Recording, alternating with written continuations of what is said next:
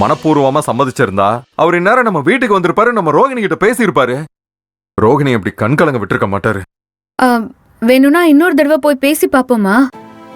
இல்ல நர்மதா, பிரச்சனை அவரு இல்ல, அவங்க அப்பா அம்மா தான் பிரச்சனை. அதனால எனக்கு என்ன தோணுதுன்னா, நம்ம நேரா கோயம்புத்தூர் கிளம்பி போய் அவங்க அப்பா அம்மாவை தூக்கிட்டு வந்துடலாம்னு தோணுது.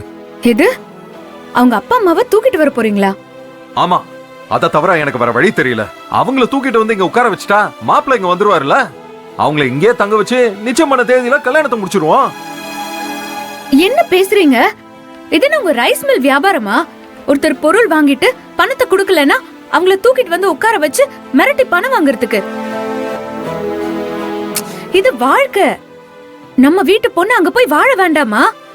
இப்படி அசால்ட்டா தூக்கலாங்கிறீங்க? எப்படியாவது எனக்கு இந்த கல்யாணம் நடக்கணும். இதை தவிர எனக்கு வர வழி தெரியல. சரி, அப்படி தூக்கிட்டு வந்துட்டா தாலி வேணா கட்ட முடியும், வாழ வைக்க முடியுமா?